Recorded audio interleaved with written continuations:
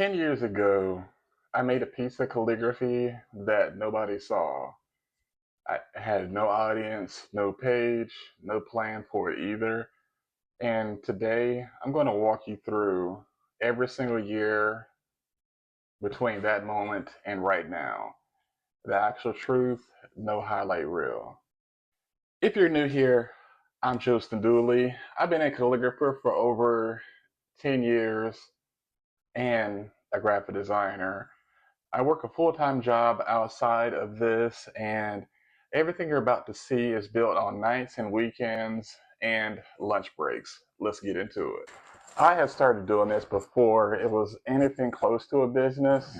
I had no following, I had no strategy, and then there was nobody checking for it. And here is what I need you to understand. That's the part that everybody skips when they tell their story. And they start the story at the part where everybody was already watching.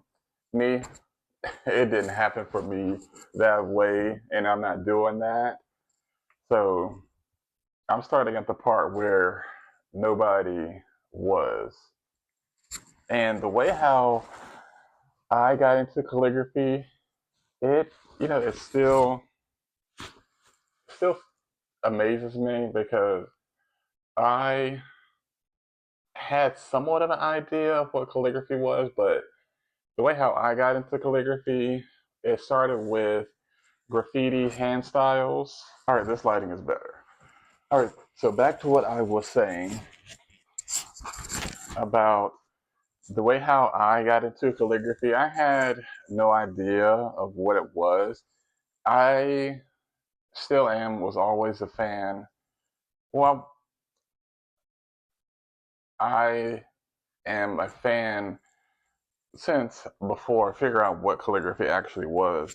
I loved looking at graffiti hand styles and then how I took that and found a calligraphy kit at Ross of all places, and I had posted posted every day on my Instagram page. I mean, all this is documented for you to see, and I had said I'm going to post every day for a year, and I'm going to really figure this out, and then I'm going to see, if they have a community, like a forum with other calligraphers, and I'm going to get advice on how to really navigate this and what to actually do. And my early pieces, looking at them now, it was really funny because the work, I thought it was so amazing. And I'm like, you know what I'm going to do? I'm going to post everything and I'm going to create these posters and put them up for sale on my Etsy shop, which the link is in the description. And people are going to buy them, and I'm going to do each state. Yeah, that was a interesting experience. And then doing commissions for doing commissions for people as well, and then really getting the,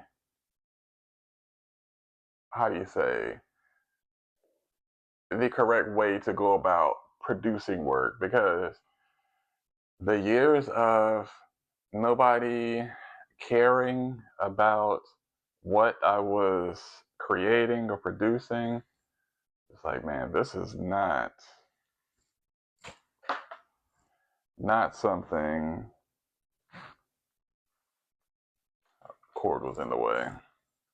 Yeah, this is not something that is for the faint of heart to stick with, because there are a lot of people that I saw, they would come, start with writing brush lettering and et cetera, and then they slowly would get out of it. The reason that it matters to continue working on your craft and building up your skill set, even when no one is watching, feel like it's too quiet, nobody's paying attention, that's not a sign to quit. And that was my first several years of creating calligraphy. And I learned that just because it's quiet does not mean that it's not working. Now, I get people asking me, what tools do you use and how do you make this stuff? Everything iPhone 17 Pro you see is being filmed. Procreate for the digital side, iMovie for the editing. But let me be straight with you. The tools are the least important part of this conversation. Because I could hand you the exact setup that I use and you would not make it how I would make it. Because you don't have the 10 plus years behind of creating. The gear just keeps up with the skill, it doesn't replace it. Here's the part that took me the longest to learn, and I'm still getting better at it as I go along, was turning this skill into an actual business, because you could do it as a hobby and et cetera, but turning it into an actual business, that is a skill within itself. Because working a full-time job and building this on the side, it means that every hour I gotta fight for it. There is no version anywhere of this where I just have extra time lying around. I gotta make the time or it's not getting done.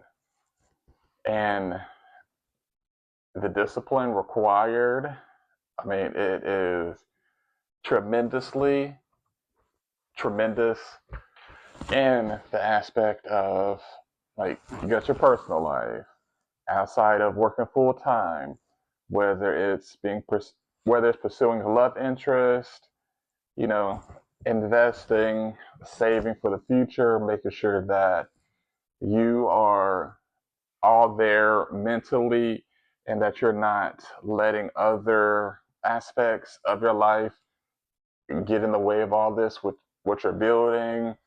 And then, you know, just your skill set, not feeling like you're how do you say, what's that word, like you're an imitator, like you're not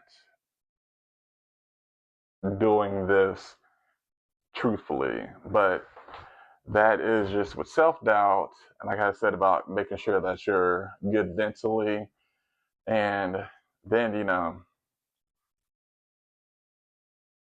realizing that, all right, I'm at the point where I got everything else in line.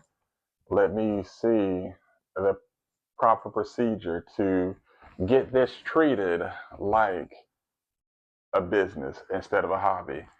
Because it's cool and fun to create and create and create, but what do you want to do with this? You want to do more, because you do have, and I'm speaking from my perspective, like, because you do have the skills where stuff you put out, people love it.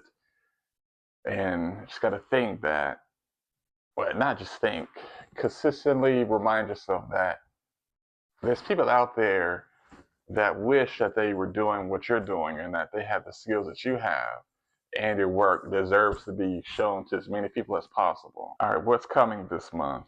So this month, I'm documenting the whole thing, the technique side, the business side, the drops, all of it. Every Tuesday, I'm putting out a video like this one. I'm going to go deeper than what fits into a 30-second clip. And this is the closing. So my name is Dooley. If anything in this video resonated with you, and if it didn't, hit that subscribe button, and I'll see you next Tuesday, 4 p.m. Eastern Standard Time, same honesty. Let's go build something. All right.